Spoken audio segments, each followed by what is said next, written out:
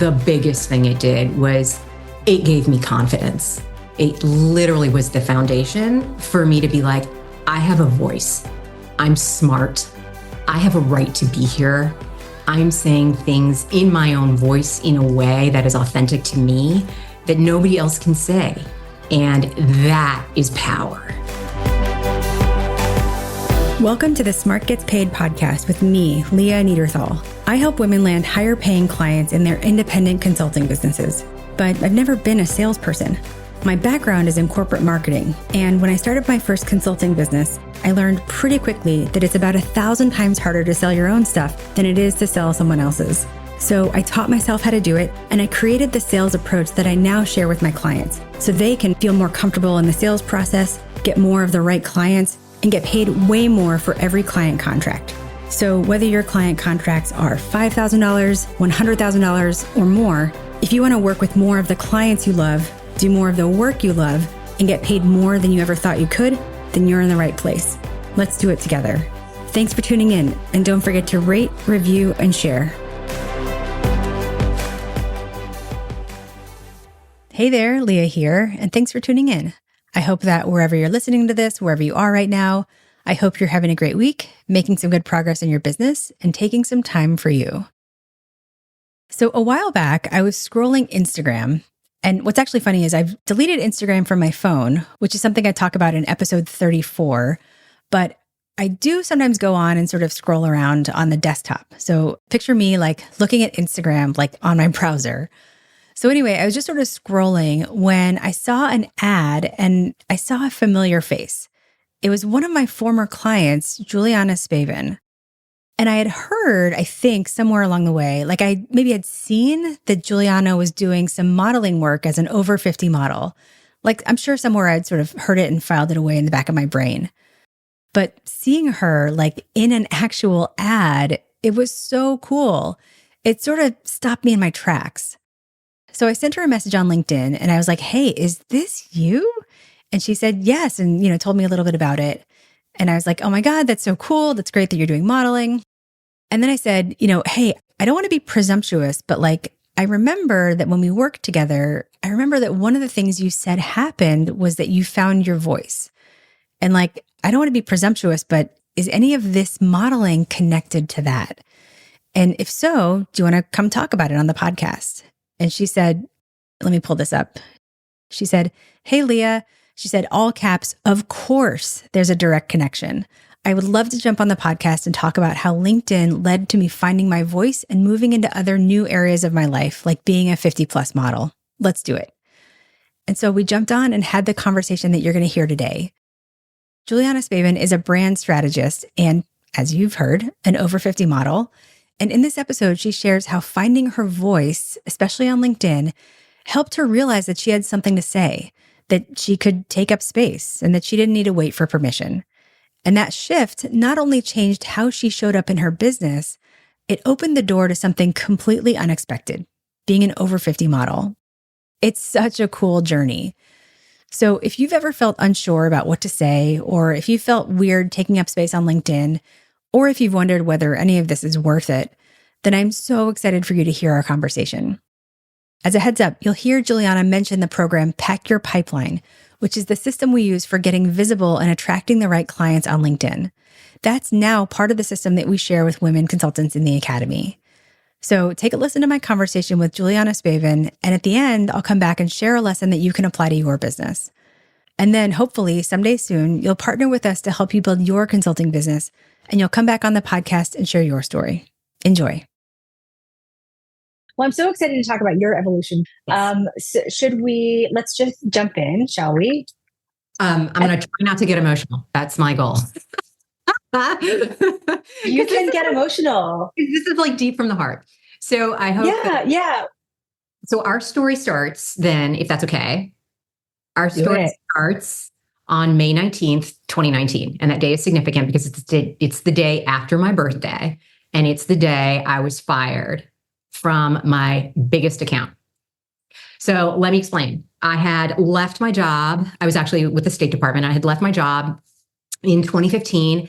and 2016. And I decided to hang my shingle, and I immediately got 2 clients. They were friends of mine, and they were like, oh, help me with marketing, help me with brand strategy. And I was like, cool.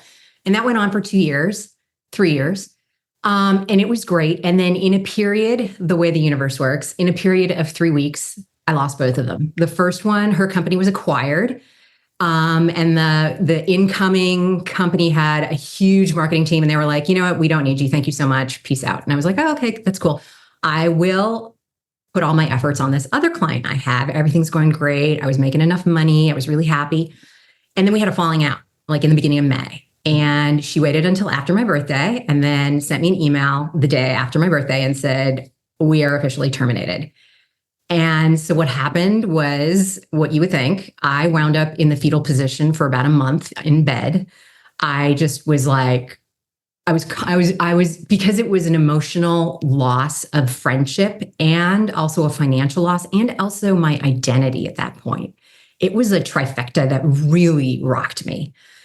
And finally, my husband, who I adore, came to me one day on my bedside and was like, Jules, you got to get out of bed. You got little kids who need their mama, and this is not you. This is not like the rest of your life. You're going to be a victim, right? And so I put my big girl pants on and I was like, all right, what are we going to do? And I was like, well, I'm a brand strategist and my clients are on LinkedIn. So I should probably find myself on LinkedIn. But LinkedIn at the time for me was daunting.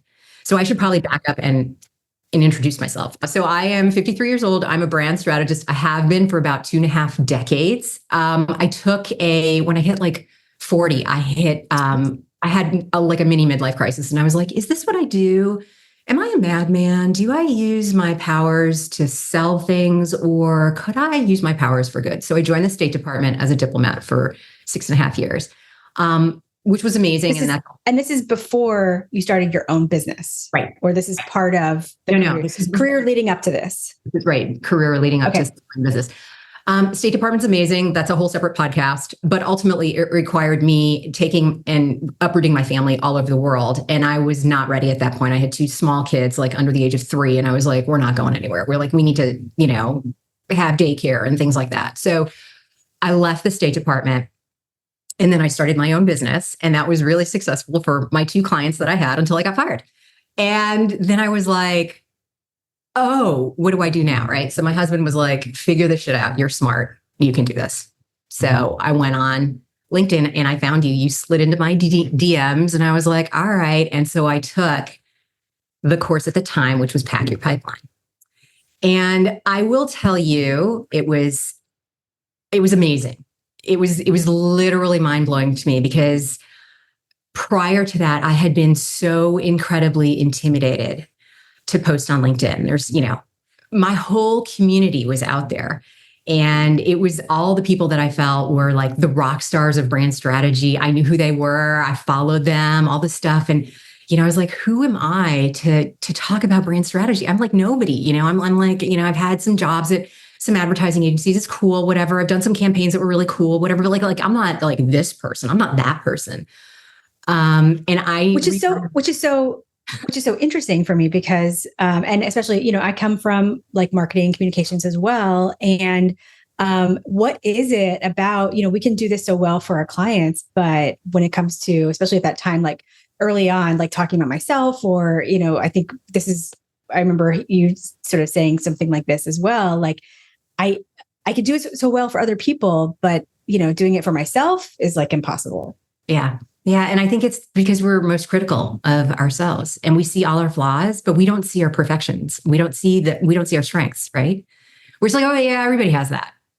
Well, do they? Well, that's the magic, right? So I remember doing your course and learning so much and being like, oh my God. I remember the first time I posted, I was so nervous. I ran upstairs and I made my husband, who we both were working from home, I was like my posters. He's like, okay. I remember. But you need your first fan, right? Yeah, and of course, that should be your biggest advocate. But then I remember the first time that one of these deities in brand strategy liked my post. And I was like, oh my God. such and such liked my post, and then it became a regular thing. And at first I was like, oh, well, he liked my post because, like he's just trying to be friendly. Like we're connected on LinkedIn, but he's just trying to be friendly. And then like it happened like twice and then 3 times and like, and then it was like 10 times. And then like, I kind of had to face my own music. I was like, maybe he likes my posts because I'm smart. And or you have something to say, right? Like, really isn't it crazy, the amount of head trash, even when you had like learned this system for LinkedIn, which is PS. I mean, we could talk about this in a second, but like, this is the system that I use also. It's a system my people are using. I mean, like this is it. It's like I do this every day, right? And I've seen how it works. And yet it is working for you. And you're still, that head trash is just still so loud. Yeah, it's astonishing. And so, and I will say will PYP help you get clients? Yes. PYP, just for everybody, Pack Your Pipeline is the name of the system that we use on LinkedIn. It's now been folded into the Academy. Okay. So will it help you get clients? Yes. Will it, increase your exposure? Yes. Will it help you grow your connections, your followers, all that? Yes. For me, what I will say, the biggest thing it did was it gave me confidence. It literally was the foundation for me to be like, I have a voice. I'm smart. I have a right to be here. I'm saying things in my own voice in a way that is authentic to me that nobody else can say. And that is power. And that translates from LinkedIn to Facebook, to Instagram, to TikTok, as we will talk about later, right? It is so foundational and so powerful to know who you truly are. And to just be like, this is me. This is what I believe. These are my thoughts. This is my opinion and everything like that. And you have to do the work. You have to go through, you have to figure out, well, what am I going to say? And how am I going to say it? And I'm going to try and I'm going to screw up. I think the price of mastery is the willingness to look foolish, to make those steps and say, you know what? I don't know what I'm doing. That's okay. I'm going to figure it out. I figured it out before. And I'm okay with the consequences. You want to laugh at me? That's cool. Watch me in 6 months. Yeah. I love that. That's the price of mastery. I was listening to something recently that sort of put this into great perspective. It's Dr. Becky, who you know, and a lot of like parents out there know Dr. Becky. She's like, if Brene Brown met parenting, right? It was just for parenting. And she said that she was telling a story and she said, confidence isn't feeling good about yourself. Confidence is trusting yourself. And so when you say, I have confidence now, I think it's just a really lovely way to put it, because it's not like, I found confidence, right, through this process. It's like, we all have our moments, right? But I trust that I can put out something that's interesting. I can trust that I have a voice. I can trust that what I'm saying is meaningful, right? It's not about feeling great on day one and having your first pancake LinkedIn post go viral, right? It's about trusting that you can keep showing up. Right. Right. And then also just expanding your range. When I first started posting on LinkedIn, it was only brand strategy. It was only brand strategy. I only talked about brand strategy. And I had this crazy spreadsheet. Do you remember my spreadsheet? I showed it to you. I remember that. I was going to bring up the spreadsheet. I remember the spreadsheet. I had this spreadsheet, and for viewers, like, I will not show you this, but it was like, it had like tabs of like business strategy, brand strategy, target audience, all the topics, like, getting to your why, like all the topics that I wanted to talk about. And then I would like in every single post, I would have like, here's my headline. Here's what was really catchy. Here was the body. How many views did it get? How many likes did it get? Did anybody share it? I like all this stuff, right? I tracked it. It was so funny. I recently was talking to a brand strategist friend who was kind of like, I don't know what I'm doing. I'm struggling on LinkedIn. And I like bumped my head and had a moment of like, oh, benevolence. And I was like, here, let me give you my spreadsheet. Okay. And I sent it to her. And I was like, this is like the keys to everything I've done. Every single post I've ever done on LinkedIn was in the spreadsheet. And I was like, oh, she's going to like have a field day with this. And this has been so interesting. She hasn't posted a single thing. And I know why, because it's my content. It's my content. I came up with it. She didn't. And it's not authentic to her. And she wouldn't know how to comment on the comments that show up once you make a post like that. It was so interesting. I was like, wow. And the other thing also that came out of it was like, once I got all the work stuff out of the way, I started having fun on LinkedIn. And I remember one of the posts that went viral, I was like, it was like a picture of me like at my desk going like this. And it was like, dear autocorrect, it's never duck. And that exploded, I mean, you've probably seen memes like that, but it exploded because it was so funny. And at that moment, it was just like the perfect sense of humor. And I was like, yeah, this is me. And I'm now starting to show up in my authentic, cheeky, I drop F-bombs every once in a while kind of way. And if you're okay with it, you can hang in my audience and we'll be okay, And it just became like, it was so freeing in such a way. And again, it was just one more rung on the confidence ladder of this is me, this is how I'm showing up in the world. And I'm unapologetically a really smart brand strategist. Yeah. Now, I want to just double click, as the kids in corporate say. I want to double click on the spreadsheet, because I think what's so interesting about that is you can't like reverse engineer this stuff. You actually do have to know how to do it and what you want to say and what's your why and, all of that stuff. You actually like have to learn how to do it. And which is why it's so hard. You can't do it from the outside, right? Whether you have your master spreadsheet or whether you're just watching people on LinkedIn do it, because they're going to do it a different way. And they do have a different voice and they do have, different point of view. And so I think a lot of women, or a lot of business owners in general, and then a lot of women who are consultants, spend a lot of time seeing what other people are doing and trying to mimic it. Mm-hmm. But that's not the same thing as mastering it. Right. And to really master it and actually find your voice, you have to start at the beginning. You have to actually know, you have to build the skills. Right. Exactly. And no one's going to, like, you have to be comfortable with the idea that no one's going to do it quite the way you are. And that's your strength, right? Like, I'm a big storyteller. And so I always start out with, let me tell you a story. And then I jump into stuff. And like, when it got to the point where it was in my LinkedIn feeds on a regular basis, I was like, and I was seeing the responses from total strangers being like, this is an awesome story. I was like, yeah, okay. And no one else is going to take that story and be able to do it authentically the way I did. And that was what, again, it became like the foundation for the superpower, where I was like, yeah, I can really tell stories as part of a brand strategist, right? It was so helpful. It's the foundation for when you walk into a client meeting and someone catches you off guard on a question, but you're like, but I wrote a LinkedIn post about this 2 weeks ago. I got your answer right. It's just so empowering. So absolutely. Thank you. You are so welcome. And you took it and ran with it. And then, I mean, you've also run far beyond it. Yeah. So this was did I wind up getting clients? Yes. And not in the way I thought.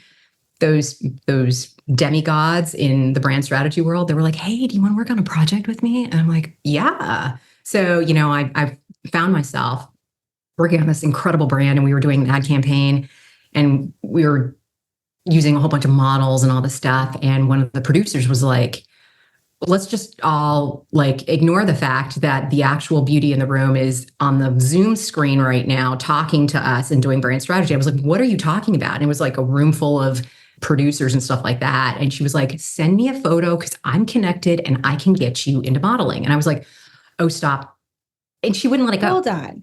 Yeah. Hold on. This was happening on, so fast forward, hold on. Fast forward, just to sort of run the punchline for everybody, right? So we're going to talk about this in a second, but you are now a like over 50 model, right? Okay, we will get there. So just so that we have the punchline. But oh my gosh, so this is happening in a Zoom. How did you know this was like legit and not just, I don't know, some sort of like? Because first of all, it's this woman, Josie, and I had worked with her for about 6 months at this point. And she's like brass tacks New Yorker, like, like the world's on fire. We're going down. We have a shoot tomorrow at 9 a.m. So I will be there. Will you be there? Kind of like that's her whole vibe. And so when she threw this comment out in this Zoom call of like, it was like 10 men and me and Josie, afterwards, she was like, I need to talk to you about this one model. So hang off the call with me. And I was like, okay. And then she was like, no, seriously, like send me a picture. I will get you connected with agents. I was like, oh my God. So wait, she was like, I need to talk to you about the one model, and then, but you're the model. right. So I was like, okay. And she was relentless about this. She like sent me messages and texts. She's like, I'm still needing that picture, and all this stuff. And I was like, fine. So I ran upstairs and I took a bunch of, selfies and like sent them to her. And I thought nothing of it. And then 20 minutes later, I get an email. You're now represented by this agency. And I was like, what? Oh it was my like that. gosh. Had you ever considered in your whole growing up, young, like adolescence, like young 20s or in your 20s or whatever, had you ever considered like, I should be a model? So interestingly, and very, very briefly, I remember like at 14, somebody approaching my mom and being like, your daughter could model. And my mom was like, no. And she dismissed it. And then I remember I was getting my makeup done in my early 20s. And this was just so indicative of the era at that time. This was like early 90s. I was getting my makeup done. It was in LA. And this woman who was doing my makeup was like, you have like great features. You got high cheekbones and big eyes and big lips. Like you could be a model. And then she looks at me and she goes, how tall are you? And I was like 5'6". She's like, oh, you're too short. And she's like, how old are you? And I was like, I'm 25. She's like, oh, you're over the hill.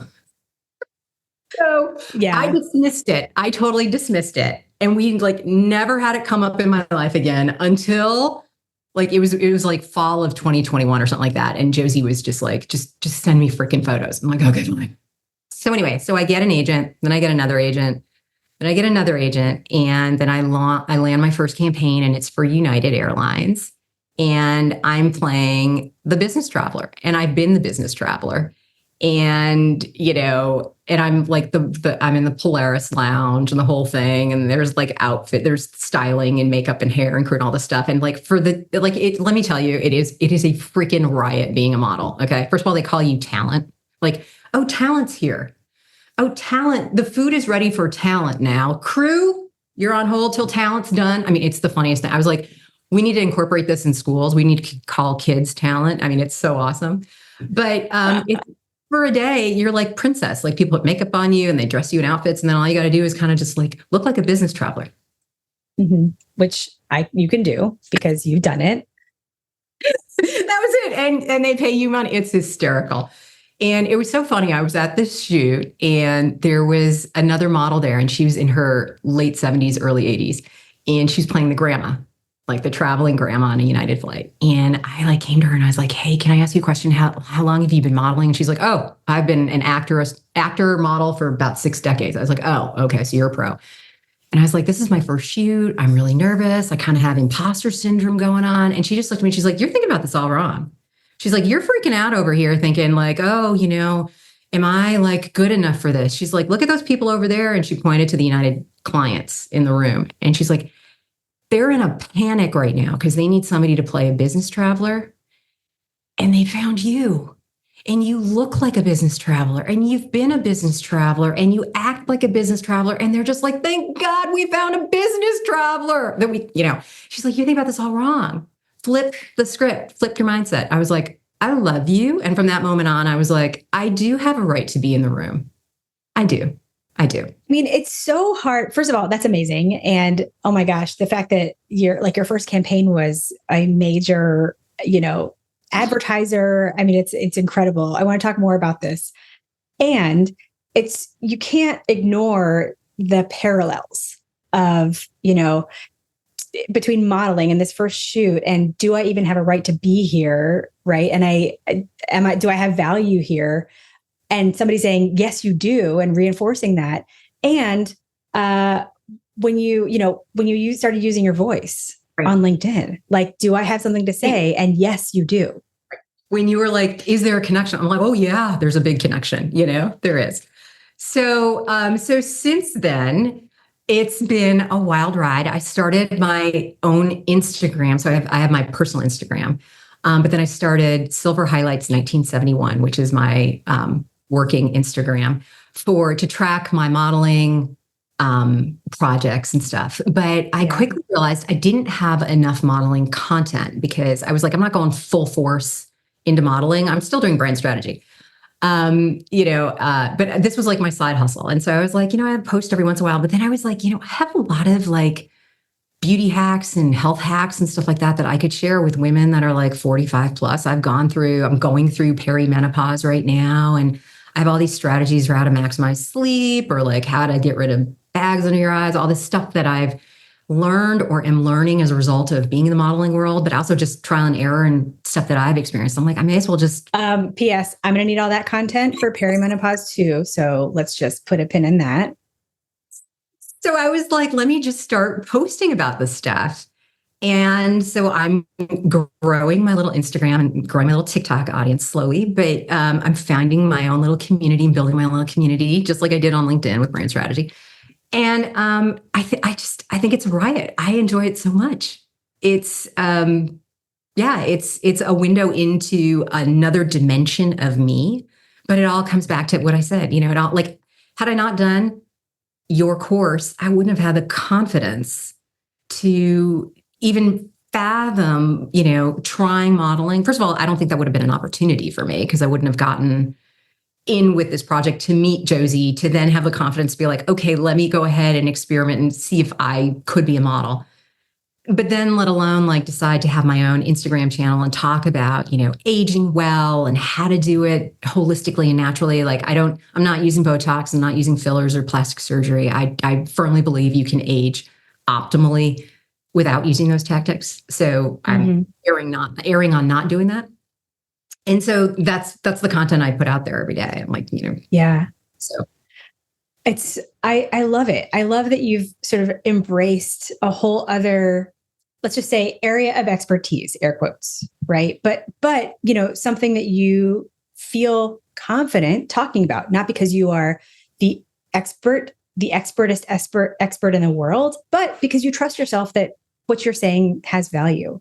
And it's funny, speaking of Instagram, that's what prompted me to reach out to you, because I was scrolling Instagram one day and I saw an ad from a brand called Frownies, which is, anti-wrinkle, but without Botox, right? Very on brand for you. Mm-hmm. And I remembered when you had announced that you were doing some modeling, right? I remember seeing that and I sort of filed it away. And I saw this ad for Frownies and I took a screenshot and I sent it to you on LinkedIn. And I was like, is that you? I mean, you looked great, of course. And I was like, is that you? And you're like, yeah, that's me. And, there you go. Another campaign booked. Yeah. Yeah. It's actually really, really enjoyable and really funny. So I'm a huge Frownies, and I will just say Frownies does not pay their models. But they reached out to me. I put that on Instagram because I was like, people need to know, like, my girlfriends were regularly under the misperception or misconception that I got Botox. And I was like, I gave that up about 18 months ago. And they're like, what are you using? And I'm like, I'm using Frownies. And they were like, shut up. And so I was like, all right, let me do a post on this. And it went like viral and they loved it. They were like, they reached out to me and they're like, can you work with us as an affiliate? And I was like, sure, that's fine. But they don't pay models. But that was me just making content on my own and just kind of saying like, this is what I use. And you too can get these kind of results if you want, if that's your jam. And PS, like, I don't have an issue with like people who do Botox or fillers. I did Botox for like 12 years. I just found a better way. I was like, it just works better for me. So. Yeah. Well, I love, I think the whole strategy of like using influencers and all of that stuff, paid, unpaid, whatever. I think the point is that like visibility begets visibility, and you don't know what agent or art director or brand manager or whatever is going to see that in their feed and reach out to you or to your agent or whatever. And so good things always happen when you show up, when you are visible. Right. It's so true. It's consistency, and it's just being and showing up every day for yourself and believing in yourself, And so like brands have reached out to me and they're like, can we work with you now? And we'll pay you to be our spokesperson, to be our model, to be authentically you and show up on camera and do this. And I'm like, sure. And I don't always get it right. I'm actually working with a brand right now who just gave me feedback today. They were like, it's a little too polished. You look a little too marketing. And I'm like, okay, that's great feedback. Thank you. Let me authenticize it a little bit more.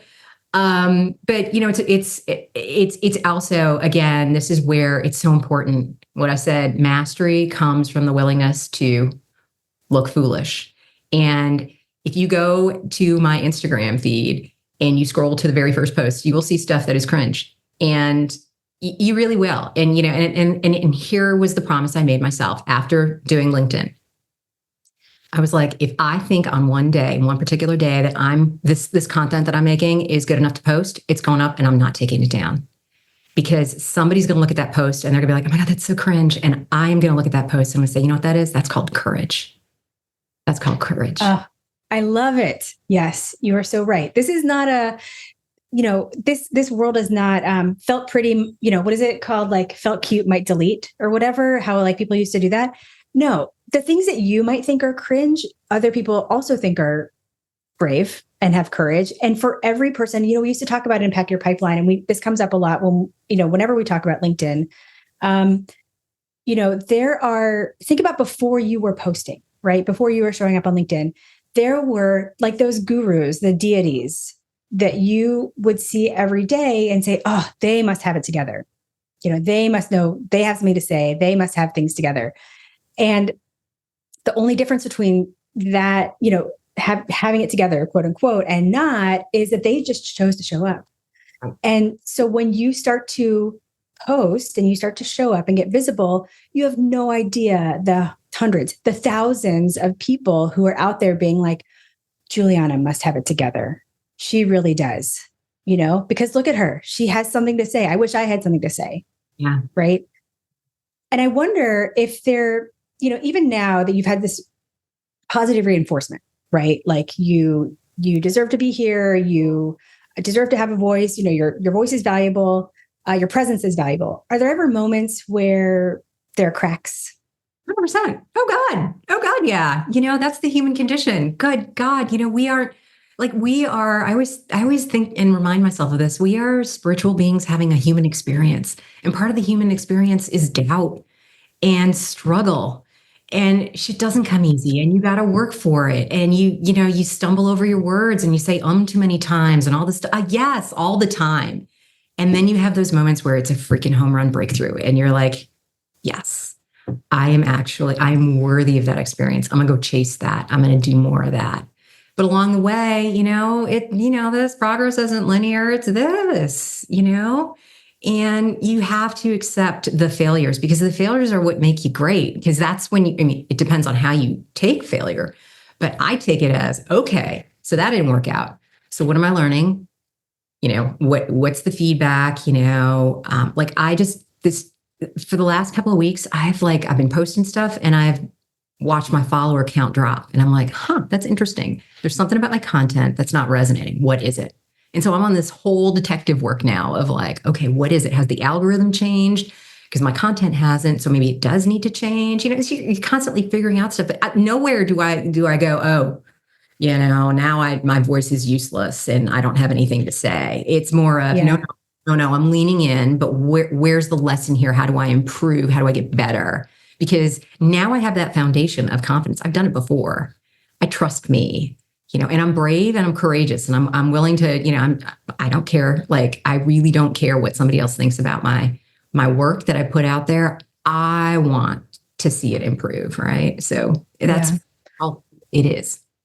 Well, so what would you say to, people out there listening to this, women consultants, women business owners who would say, okay, yes, it's brave to show up. And then they'll say, yeah, but I'm not model pretty, right? Like, it's easy to say that when you're model pretty. Now, do I think this is like a really productive line of thinking? No, but I think that all of us have these like little demons in our own head trash where that affects our confidence, right? Mm-hmm. So what would you say to somebody who's like, fine, great, easy for a model, but how can I, as a woman business owner, start to show up as well and feel confident? Okay. Well, so I will tell you that for so long, like, people in my whole life told me that I was attractive, and I always dismissed it because I wanted to be taken seriously. And I, for the longest time, felt like there was this huge dichotomy. You were either, the pretty girl, but like not smart, or you couldn't be both. God forbid you couldn't be both. Right. And it took me well into my 50s to realize, oh, yes, I can. I actually can be. So I'm going to discount that right away because most people I know are like, oh, you're a model? Oh, you must be an airhead. And then I'm like, no, actually, I'm a brand strategist. I'm a business owner and I'm a former diplomat and I speak 4 languages. And they're like, wait, what? And I'm like, yeah, so it's not about, let's put the model thing aside. But I would say if you're a business owner, you have expertise in something. At some point in your life, you have done something that has rocked somebody's world. I know you have because everybody has. At some point, you have literally blown the doors open. Someone's been like, what? You've had those moments of amazement. And so whether you need to keep the kudos folder for yourself or to write yourself a love letter, to write your, figure it out, but remember that you too have magnificence in you. We all have it. You're just piling up all this mind trash that you call, I love that. And it's muddled and you need to unmuddle that.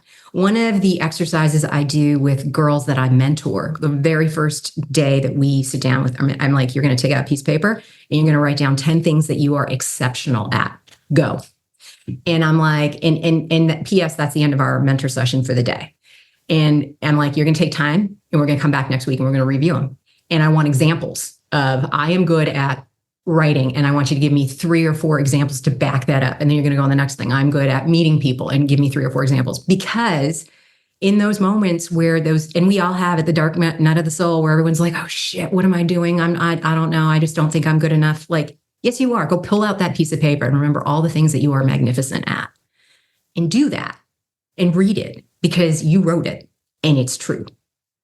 Oh, I love that. So I think if you're listening to this and, you can take 30 seconds or 5 minutes or whatever you have and write down 10 things that you are exceptional at. I think one thing that I know that I do that I've seen, and I see this over and over, is women who hold ourselves to really high standards and are overachievers think that because something is easy, that it's not exceptional. If it comes easily to you, it can't be exceptional. And I love this exercise of forcing to really look at what's exceptional, even though it might be easy. If you are somebody who can walk into a room and talk to anyone, that might come easily to you. But for a lot of people, that is very exceptional. We are so good at discounting 100%. The things that we can do. 100%, because it's second nature to us. And we're like, yeah, but anybody can do that. And it's the second that you realize, no, that's actually not true. In most of the cases, that's where your value, that's where your superpower lies when you're discounting all that. So whatever it is, you've got to do the work and you realize the power that you have. Then it's like, it's illuminating and elucidating. And you're like, oh, and it's freeing because then you're like, oh, I know who I am. I can write content about this and no one else can because this is my superpower. It's so good. It's so good. Do the work. Do the work. You got to do the work for you, about you. Of course. Absolutely. That's the best work. I feel like that's the only work. So Juliana, where can people find you? Yeah. So I am Silver Highlights 1971 on Instagram, and I'm also on TikTok. And then my company is magneticbrandstrategy.com. You can always hit me up on an email there. And then also on LinkedIn, Juliana Spaven. Awesome. Juliana, thank you so much for being here. Oh my gosh. Thank you for inviting me. This is so great. So at this point, we ended the interview and I asked the question that I always ask, which is, was there anything you wanted to say that you didn't get a chance to say? And she said yes. And she ended up telling such a great story that I wanted to share here. So here's the very end of our conversation. There was one thought that I had that I wanted to, just this one conversation that I had about stereotypes in women and being attractive in business. I was at Leo Burnett, which is an advertising agency. I was based in Hong Kong at the time. And I found myself at this dinner. I was a brand strategist on the team there. And it was this dinner of all Leo Burnett people. So it must have been like 300 or 400 people. And I found myself seated next to the executive vice president for all of Asia Pac for Leo Burnett, this woman, big cheese. And so she sits down next to me. And I guess I had my hair and makeup done and I was wearing a cute dress and everything like that. And at some point in the evening, we're talking and, we're brand strategy. And at some point in the evening, she just looks over at me and she says, I used to be like you. I used to do my hair and my makeup and wear cute dresses and all this stuff. And she's like, but then no men took me seriously. And she's like, I knew I wanted to get to the top. So she's like, I cut my hair, stopped wearing makeup. But she wore this brand called Zoran, which is like just very monochromatic, shapeless clothes. And she's like, I was just so passionate about becoming a serious business person. And that stayed with me. And it really, how you have these situations, these moments in your life where there are beliefs that like situations happen and they become beliefs in your life. This became a belief of mine that you couldn't possibly be an attractive person and also be a serious businesswoman. And so for so long, I just was like, no, I'm not looking at that part of my life until I was like, it was 51 and it was right around the time the modeling thing came up. And I was like, can I be both? Can I be a really smart brand strategist and also be a model? And I was like, I think I can. And that to me was just so explosive because I feel like we have these limiting beliefs about what we can do and what our capabilities are. And we're boxed in. You can only be this dimension or this dimension, which can't be all. And we are, in fact, multidimensional beings. And we know this. And so why do we limit ourselves? And why do we make ourselves less than or smaller, or we confine ourselves to a box when we're not. We're so much more. And I think that's kind of the bridge for me where I was like, you know what, screw it. I can be on a United campaign and I can also write really great brand strategy that lands and motivates and moves clients and people and customers. I'm like, I can do both. Well, if I could just build on that for a sec. One thing that also jumps out at me about that story is how powerful like these messages are that we might receive at pivotal points in our lives or early in our careers that stay with us and become our truth just because they hit us in the right moment or they were spoken by the right person. And how cool and how freeing to be able to say, oh, okay, hold on. Is that still true? And to find that it's actually not. Yeah. P.S. Did you know that I worked at Leo Burnett? I did not. Yeah. I started my career at DDB and then I went to Leo Burnett after that. I was living in Chicago. So what a small world. By the way, just on that note, somebody once told me a woman early in my career, I like was the most junior person who was sent to this like big thing with the agency, right? And I was like seated at this table of these really powerful women, and I'm like in my mid-20s, I'm probably like, the thinnest I've ever been in my adult life, right? And like the most in shape. And she said to me, I forgot how it came up, but she said, as a woman in business who's petite and fit, older women and heavier women will always be your biggest enemy. They will always hate you. And of course, here I am in my mid-20s, like trying to soak up all the genius from every experience, right? And that really stuck with me too. And I wondered, I was like, is that true about women? Am I to think this way about these women who are more senior or more established or had more life than me and whose bodies had changed in certain ways, right? Is that the enemy? Or will they think of me as the enemy? And it was just so, I think as I came into my own in my career and as I came into my own in my own business, I got to decide, that this cannot be true. I disagree with this, and that's been really freeing for me. Right. And once you have that, once you cross over, and it's so freeing. So another quick short story about that. My favorite color is yellow. I have always loved yellow. It like cheers me up, brightens me up. But when I was 14, I went to the Clinique counter at Lord & Taylor in Chicago. And the woman working the counter told me I had yellow undertones and I can't wear yellow. So I never wore yellow. For 37 years, I did not wear yellow. My mom told me I look bad in stripes. Mom, if you're listening to this, I love you. You know this, right? But like, I have big boobs, and I was told I couldn't wear stripes. Are you serious? I love stripes. And it's so funny because like I broke down one day. This was like 2 or 3 years ago, and I went on and I bought like every single yellow product I could find, or yellow shirt, anything, right?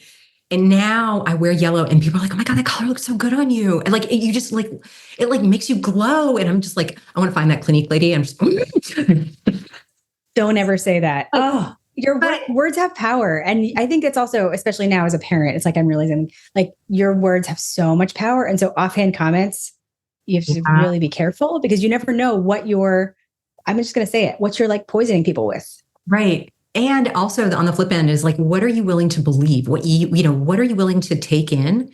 Like, I could have taken that comment from the EVP at Leo Burnett. I could have taken that and just been like, but I didn't. I let it in as fact, as like, oh, this person has the credentials, so she must know, and and I was like, well, that's what I'm going to do. And it's just so interesting when you allow yourself the freedom to just peel back those stories and be like, really? Is that really true? Or you could decide you really look amazing in yellow and you should wear it. And you should wear stripes. You should wear stripes. All right. What a great story to end on, right? I just loved our conversation. I mean, how amazing is Juliana and what a cool career. And if you're in the academy and you want to watch the hot seat that she mentioned, where she talked about the clarity that led to posting on LinkedIn, that led her to finding her voice, and that mega spreadsheet that she talked about, and all of that led to the opportunity that led to the modeling gig, you can find it right inside the academy portal. And of course, I want to leave you with something that you can use in your business right now. And I think really it's the exercise that Juliana does with the girls that she mentors. And it's really one I want you to try. If you remember, she has them write down 10 things that they are exceptional at. And, you have to include examples. And not just the things that sound big or impressive, but the things that come naturally, the things that feel easy. And I really want to encourage you to do that too. Because here's the truth. If you're a woman running a consulting business, chances are you're already exceptional at a lot of things. But because those things come easily to you, you probably sort of discount them. You think, well, that's just what I do, or anybody can do that. But no, not everyone can do that. And that thing that you think is ordinary might actually be your superpower. And that might be the very thing that your clients need most from you. But you can't build a business around your value if you don't know what your value is. So I want to encourage you, take 5 minutes, today, this week, sometime, and do this work.